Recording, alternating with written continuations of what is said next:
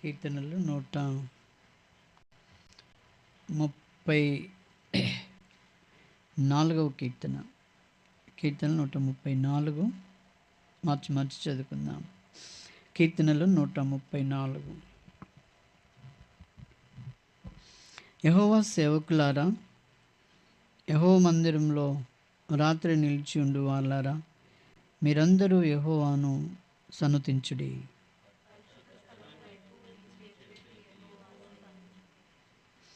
భూమి ఆకాశములను సృజించిన యెహోవా సియోన్లో నుండి నిన్ను ఆశీర్వదించునుగాక. ప్రభు సహాయం కొరకై ప్రార్థన చేసుకుందాం.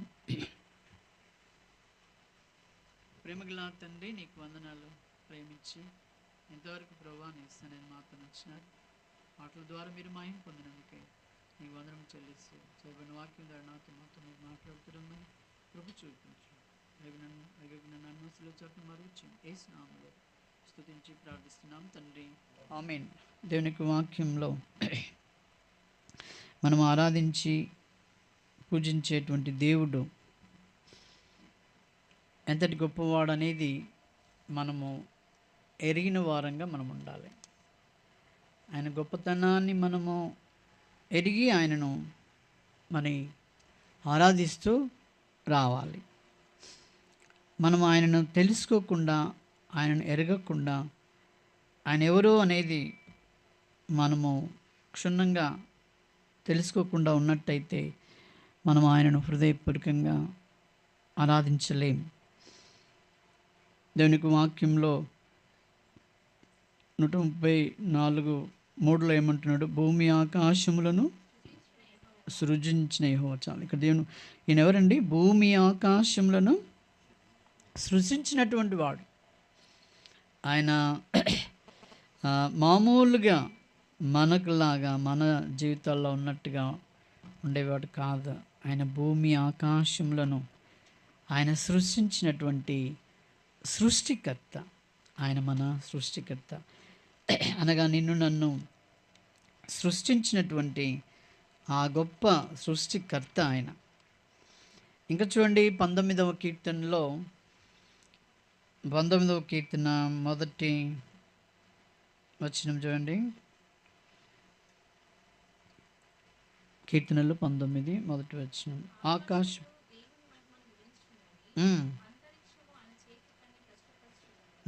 ఆకాశములో దేవుని యొక్క మహిమను వివరించినది. తర్వాత అంతరిక్షము ఆయన చేతి పనిని ప్రచురపరుచున్నది. అనగా మన దేవుడు భూమి ఆకాశములను సృష్టించినటువంటి గొప్ప దేవుడుగా ఈ లోకంలో మనకున్నాడు. ఇట్టి గొప్ప దేవుణ్ణి కలిగి ఉండడము మనకెంతో భాగ్యం, మనమెంతో ధన్యులం. ఎందుకంటే అతి గొప్ప దేవుణ్ణి మనము నమ్ముకొని ఉన్నాము కాబట్టి మనం ఎంతో ధన్యులం. అందుకనే ఇంకో మాట చెప్తాడు కీర్తనలు 118లో. కీర్తనలు 118లో ఏమంటాడు? 8వ వచనం ఏమంటాడు?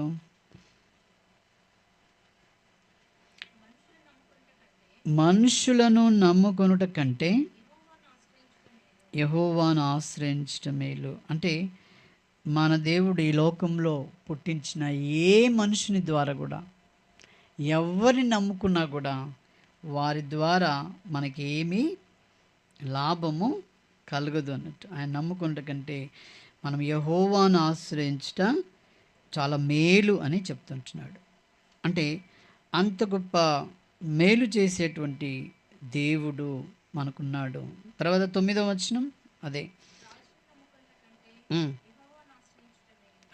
మనము రాజులను నమ్ముకుంట కంటే కూడా యెహోవాను ఆశ్రయించట మేలు అంటున్నాడు.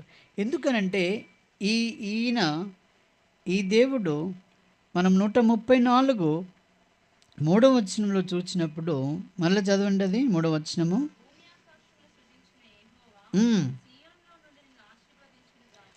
ఈ దేవుడు భూమి ఆకాశములను సృష్టించినటువంటి దేవుడే కాకుండా ఆయన ఏం చేసేవాడండి? మనల్ని ఆశీర్వదించేవాడు.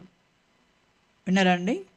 మనల్ని ఏం చేసేవాడు? ఆయన ఆశీర్వదించేవాడు, మనల్ని ఆశీర్వాదంగా మరి చేసేటువంటి వాడు ఆయన, మనల్ని ఆశీర్వదించినటువంటి వాడు. కాబట్టి మరి మనుషులను నమ్ముకుంటే, రాజులను నమ్ముకుంటే ఈ ఆశీర్వాదం రాదు. వస్తుందండి? వారు ఆశీర్వదించలేరు. వారు ఎలాంటి వారంటే, మనుషులు ఎలాంటి వారు అంటే, రాజులైన మనుషులైన ఎలాంటి వారంటే, పెడితే పెళ్లి కోరేవారు, లేకపోతే చావు కోరేవారు, అంతే. వారి ద్వారా ఏమాత్రమో మనకు ఆశీర్వాదాలు లేవు. కానీ మన దేవుడు, మన రక్షకుడు, ఆ భూమి ఆకాశములను సృష్టించినటువంటి ఈ రక్షకుడిని నమ్ముకోవడం ద్వారా మనకు గొప్ప ఆశ్రయము, మేలు అని చెప్తూ ఉంటున్నాడు. మనకు మేలు, ఈ లోకంలో ఆయనకు మినహా మేలు ఎవరు కూడా మనకు చేయలేరు. అందుకని 10వ వచనం చూడండి, 118 10వ వచనము.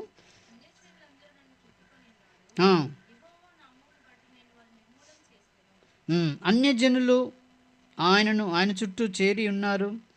అన్యజనులందరినీ కూడా దేవుడు అసలు నిర్మూలము కావించబడినటువంటి వారు మనం. అన్యజనులు నిర్మూలం చేయబడినటువంటి వారు. కానీ దేవుడు ఆయన యొక్క మహాప్రేమ చేత, ఆయన యొక్క కృప చేత ఆయన మనల్ని ప్రేమించినాడు. ఎఫెసీయులకు రాసిన పత్రిక 2వ అధ్యాయము, ఎఫెసీ 2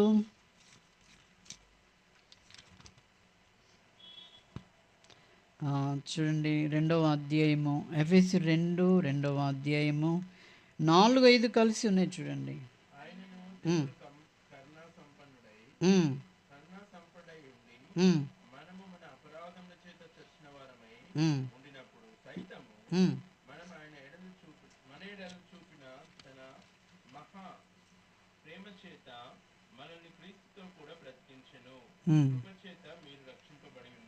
చాలు. దేవుడు ఎలాంటి వాడండి? కరుణా సంపన్నుడు. కరుణా సంపన్నుడు. సంపన్నుడు అంటే అర్థం ఏంటి? సంపన్నుడు అంటే ధనవంతుడు. అది చాలా గొప్పవాడు. సంపన్నులు అని చూస్తాం. ఈ లోకంలో ధనం ఎంతైనా సంపన్నుడిగా సంపాదించవచ్చు, కానీ వానిలో ఇది ఉండదు. కానీ మన దేవుడు ఎలాంటి సంపన్నుడు అంటే కరుణా సంపన్నుడు. ఆయన కరుణ కలిగినటువంటి వాడు. ఎందుకు ఆయనలో ఉన్నటువంటి కరుణ అంటే, మనం ఎలాంటి వారం, అసలు ఎందుకు పనికిరాని మనల్ని ఆయన ప్రేమించినాడు. ఆయన యొక్క కరుణను బట్టి, ఆయన యొక్క కనికరమును బట్టి మనల్ని ప్రేమించినాడు. ఆయన ప్రేమించకపోతే మనం ఈ లోకంలో, మనము ఈ సమయంలో ఇక్కడ కూర్చుండే వాళ్ళము మనము కాము. మనల్ని దేవుడు కనికరించి, కరుణ చూపించి ఆయన ఈ లోకంలో ఎందుకు, ఎవరి మీద ఈ కరుణ? ఈ కరుణ ఎవరి మీదనండి? ఎవరి మీదంటే ఈ కరుణ? మనము మన అపరాధముల చేత చచ్చిన వారైన మనం మన అపరాధముల చేత ఈ లోకంలో ఏమయ్యాము? చచ్చిపోయినటువంటి వారం. మనల్ని బ్రతికించేవారు ఎవరు లేరు ఈ లోకంలో. ఎవరు ఉన్నారా? డాక్టర్ దగ్గరికి వెళ్తాం, కొన ఊపిరితో, కొన ప్రాణంతో, ఎన్నో విధాలుగా వెళ్తాం. వారు బ్రతికిస్తారా? కేవలం కొంతవరకు మనం బ్రతికిస్తారు. ఒకవేళ నీ ఆయుష్ ఉంటే నువ్వు బ్రతుకుతావు, అంతే, వచ్చేస్తావు. కానీ నీ అపరాధములను, నీ పాపములను ఆయన ఏమాత్రం కూడా దాని నుండి నిన్ను తొలగించడు, నన్ను తొలగించడు డాక్టర్. ఈ లోకంలో ఎవరు కూడా మనల్ని తొలగించలేరు. కానీ దేవుడు ఎలాంటి వాడండి? ఆయన కరుణ, ఆయన కనికరము, ఆయన ప్రేమ ఎవరి పట్ల చూపించాడు? అపరాధముల చేత చచ్చిన వారమైనటువంటి మన ఎడల ఆయన యొక్క గొప్ప ప్రేమ చూపించినాడు. అందుకు నీవు నేను తన బిడ్డలుగా మనం చేసుకున్నాడు. మన మీద మరి ఇక్కడ ఏమన్నాడు? 134:3 చివరిలో ఏమన్నాడండి? యెహోవా సియోన్లో నుండి నిన్ను ఆశీర్వదించున్నాడు కదా. కానీ మరి మన మీద అసలు ఏముంది? ఆశీర్వాదం ఉందా? శాపం ఉందా? మన మీద పాపులైనటువంటి, అపరాధులైనటువంటి వారి మీద ఏముంటుందండి? శాపం ఉంటుంది. చూడండి, గలతీయులు రాసిన పత్రిక 3వ అధ్యాయం, గలతీ 3. శాపం అంటే ఎట్లుంటుంది? ఎలా ఉంటుంది? ఏమన్నా చెప్పగలుగుతారా మీరు? రూపం, శాపరూపం చెప్పలేరు కదా. చెప్పడం అంటే కొంత వ్యక్తులకు, ఒక్కొక్క వ్యక్తులకు కొన్ని సంఘటనలు జరిగినప్పుడు అలా ఉంటుందని చెప్పవచ్చు. శాపగ్రస్తుడు, శాపగ్రస్తురాలు అని. అది అట్లా చూసి చెప్తాం. కానీ వాస్తవం చెప్పాలంటే యేసు ప్రభువు లేని ప్రతి వ్యక్తి కూడా ఎవరండి? శాపగ్రస్తుడే. అందుకని గలతీయులు రాసిన పత్రిక 3వ అధ్యాయము 13వ వచనం చూడండి.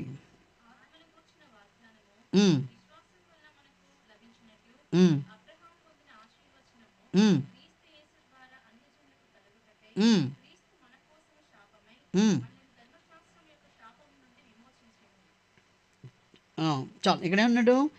అబ్రహాం యొక్క ఆశీర్వాదము క్రీస్తు యేసు ద్వారా ఎవరి మీద వచ్చిందండి? అన్యజనులకు కలుగుటకే. అన్యజనులు మనమందరం ఎవరము? అన్యజనులకు కలుగుట కొరకై క్రీస్తు ఏం చేశాడు? మన కోసం ఏమైపోయాడు? శాపమయ్యాడు. మన కోసం శాపమయ్యాడు ఆయన. నీ మీదున్న నా మీదున్న శాపాన్ని తొలగించడానికి కొరకై, అది ఎత్తివేయడానికి కొరకై మన కోసమై శాపమై మనల్ని ధర్మశాస్త్రం యొక్క శాపం నుండి విమోచించెను. ధర్మశాస్త్రం యొక్క శాపము నుండి దేవుడు మనల్ని ఏం చేశాడండి? విమోచించాడు. మనం విమోచింపబడిన వారు. మనల్ని విమోచించుట కొరకై యేసు ప్రభు మనల్ని విమోచించడానికి కొరకు మత్తయి సువార్త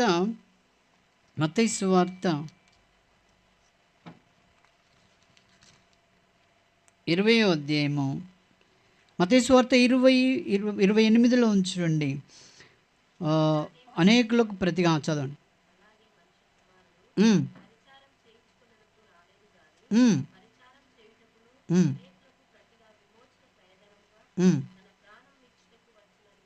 చాలు, విమోచనకు క్రయధనముగా మనల్ని విమోచించడానికి కొరకై క్రయం కావాలి. క్రయం అంటే ఏంటి?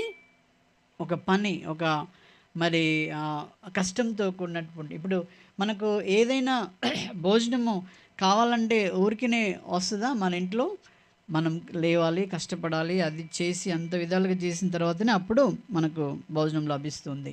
కాబట్టి ఈ అన్యజనులకు ఆశీర్వాదం కలుగుట కొరకై, అన్యజనులైనటువంటి మనకి ఆశీర్వాదం కలుగుట కొరకై యేసుక్రీస్తు ప్రభువారు ఏమైనాడు?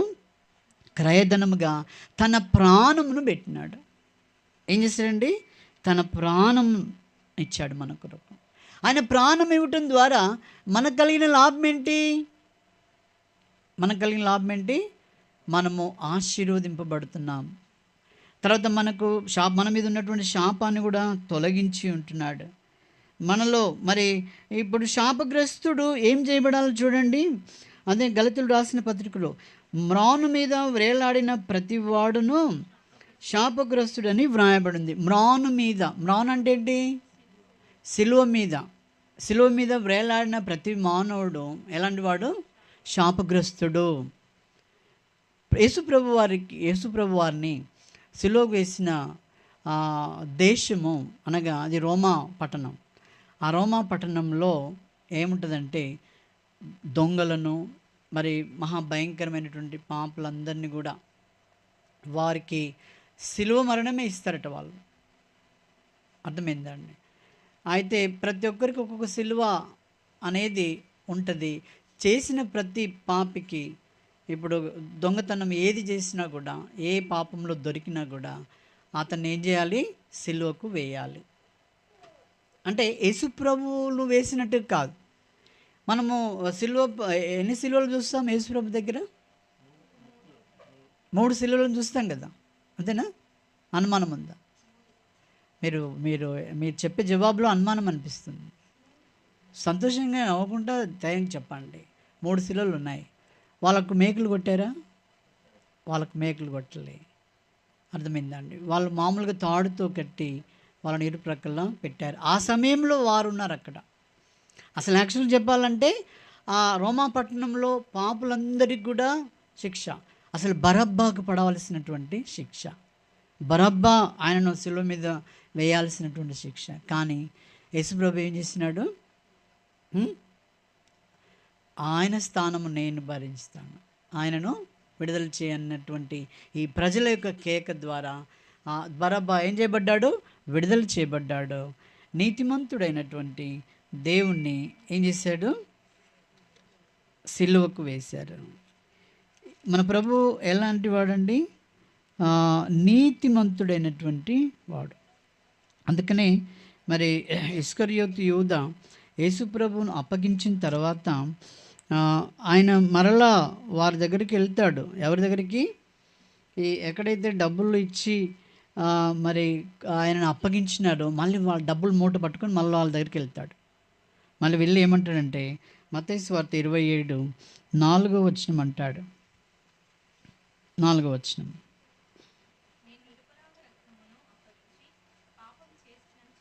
చాలు. ఎవరంటుండే ఈ మాట? ఇస్కరియోతు యూదా. యూదా నేను ఆయన్ని అప్పగిస్తా, నాకు డబ్బులు ఎంత ఇస్తారని అడిగాడు, బేరమాడాడు, వచ్చేసింది. ఆ బేరము మూట సంచులు పైసలు ఇచ్చేశారు ఆయనకు. ఇచ్చేసిన తర్వాత ఆయనకు అంత భయంకరమైన శిక్ష విధిస్తారని ఆయన ఊహించలే. ఎవరు? ఇస్కరియోతు. ఊహించక అప్పుడు ఏం చేసినట్టే అదంతా చూశాడు. 3వ వచనం చదవండి. అలాగే శిక్ష విధింపబడగా చూశాడట. పశ్చాత్తాపడ్డాడు.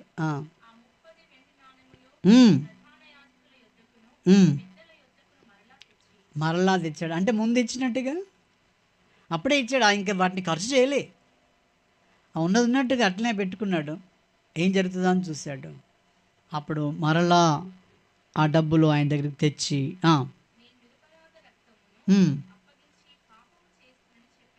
నేను నిరపరాధి. ఆయన యేసుప్రభు వారు ఎలాంటి వాడండి? నిరపరాధి. ఆయన రక్తంలో ఎలాంటి పాపం లేనటువంటి నిరపరాధిని అని అంటే అప్పుడు వాళ్ళు ఏమంటారు? చదవండి.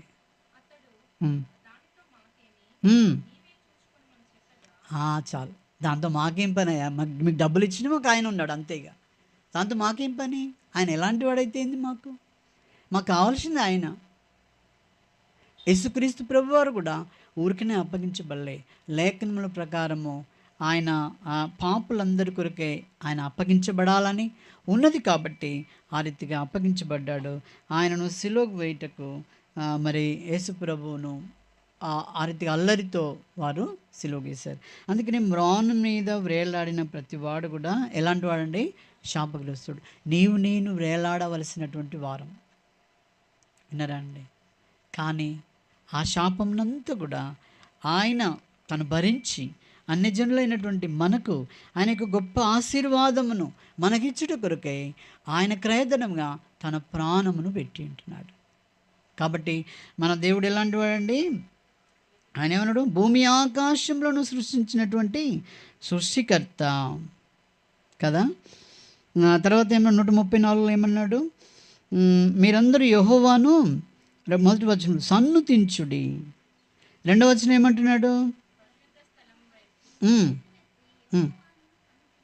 పరిశుద్ధ స్థలం వైపుకు మీ చేతులెత్తి యెహోవాను సన్నుతించుడి. పరిశుద్ధ స్థలం వైపుకు చేతులు ఎత్తాలంటే ఎవరు ఎత్తగలుగుతారు? పరిశుద్ధులే ఎత్తగలుగుతారు. పాపులైనటువంటి వారు ఎత్తే మరి ఆరాధన ప్రార్థన కానీ వింటాడా? చెప్పండి. యోహాను సువార్త 9వ అధ్యాయం అనుకుంటా ఆ మాట ఉంచండి. యోహాను సువార్త 9వ అధ్యాయము, యోహాను సువార్త 9వ అధ్యాయము 31వ వచనం.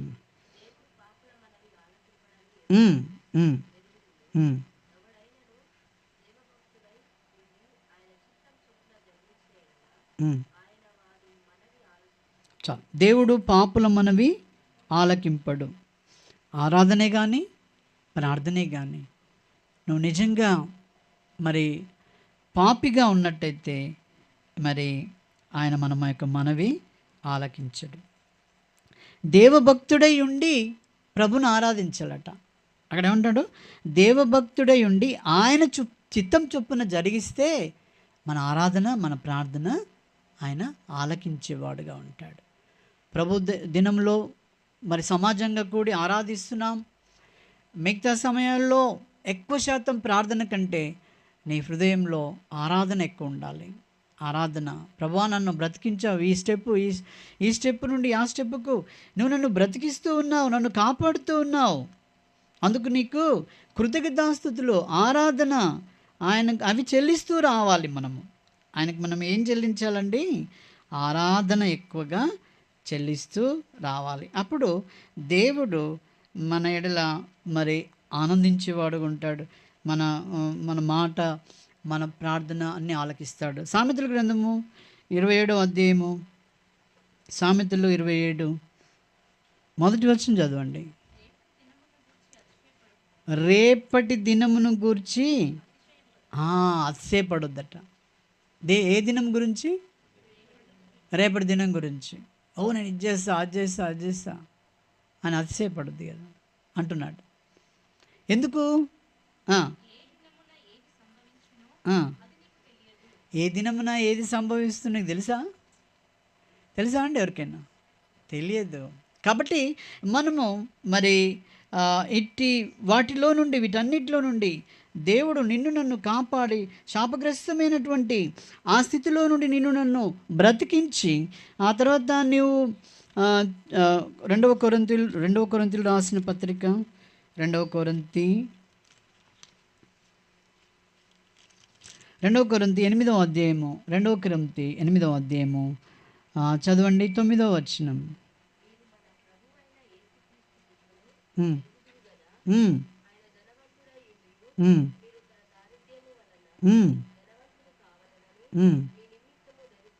చాలు, చూసారండి. ఆయన ఏం చేశాడు? మనము అన్యజనంగా దరిద్రులం. ఈ లోకంలో మనం దరిద్రులంగా ఉన్నాం. యేసుక్రీస్తు ప్రభువారు ఆయన ఎవరండి? ధనవంతుడు. ఆయన ధనవంతుడై ఉండి మీ నిమిత్తము ఆయన ఏం చేశాడు? దరిద్రుడు అయినాడు, దరిద్రుడిగా మార్చబడ్డాడు. ఎందుకొరకు దరిద్రుడిగా మార్చబడ్డాడు? నేను నన్ను ధనవంతులుగా చేయడానికి కొరకి.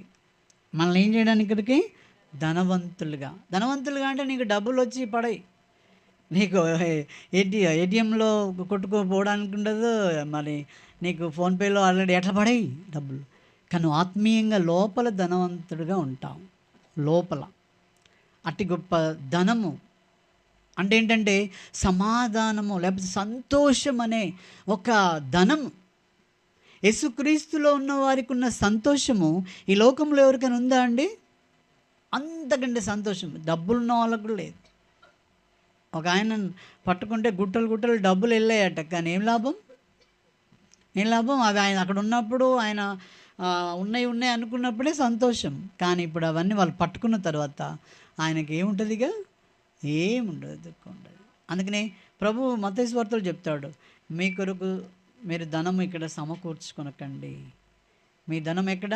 పరలోకమందు సమకూర్చుకోండి. అక్కడ దొంగలు పడరు, చిమ్మట కొట్టదు, ఏది కాదు. అక్కడ మీకు ఎలా ఉంటుంది? గొప్ప ధనం అనగా గొప్ప సంతోషం. ఇంకో మాట కూడా చెప్పాడు ప్రభు, నువ్వు ఆరాధిస్తున్న నీవు నేను, నీ ధనం ఎక్కడుండునో నీ హృదయము అక్కడ ఉంటుంది. కాబట్టి అక్కడ ఉండడానికి కొరకు నిన్ను రక్షించుకోలే. నేను ఆత్మీయమైనటువంటి ధనవంతునిగా చేశాడు. ఆ తర్వాత శాపగ్రస్తుడిగా ఉన్న నిన్ను నన్ను దేవుడు ఆయన ఏం చేశాడండి? ఆశీర్వదించాడు. భూమి ఆకాశంలో సృష్టించిన ఆయన నిన్ను ఏం చేశాడు? యెహోవా సియోన్లో నుండి నిన్ను ఆశీర్వదించాడు, నన్ను ఆశీర్వదించాడు. అందుకనే మనం ఈ లోకంలో ఎవరికి లేనటువంటి గొప్ప సంతోషము, ఆనందము దేవుడు మనకు అనుగ్రహించినాడు. ఈ సంతోషము దేని ద్వారా దొరకదండి. మనకు తెలుసు, దేవుని బిడ్డలైనటువంటి వారికి తెలుస్తుంది. ఏమి ప్రయత్నం చేసినా, ఏం సంపాదించినా, ఎంత డబ్బు కూడగొట్టుకున్నా, ఎంత ఆస్తిపాస్తులున్నా, ఎక్కడున్నా కూడా నీకు సంతోషం దొరకదు. కేవలం యేసుక్రీస్తులోనే మనకు ఆ సంతోషం ఇచ్చాడు. యేసుక్రీస్తే ఆయన గొప్ప దేవుడుగా ఉండి నీ కొరకు నా కొరకు బలి అర్పణగా చేయబడి అతి గొప్ప కార్యం చేశాడు. కాబట్టి అతి గొప్ప దేవుణ్ణి మనల్ని ఆశీర్వదించి మనల్ని ధనవంతులుగా చేసిన అతి గొప్ప దేవుణ్ణి హృదయపూర్వకంగా మన ప్రభును మనము ఆరాధించుకుందాం. ఈ వాక్య తలంపులతో యేసుక్రీస్తు ప్రభువారిని మనం ఏం చేయాలి? ఆరాధన చేయాలి. ఎందుకు? అంత గొప్ప దేవుడు ఆయన నిన్ను నన్ను ఏం చేశాడు? నువ్వు శాపగ్రస్తుడిగా ఉంటే నన్ను ఆశీర్వాదానికి కర్తలుగా చేశాడు. నువ్వు దరిద్రుడుగా ఉంటే నేనేం చేశాడు? ధనవంతునిగా చేశాడు. ఇది ఎవరు చేయలేరు, ఆయనే చేస్తాడు. అతి గొప్ప దేవుణ్ణి మనం హృదయపూర్వకంగా ఆరాధించి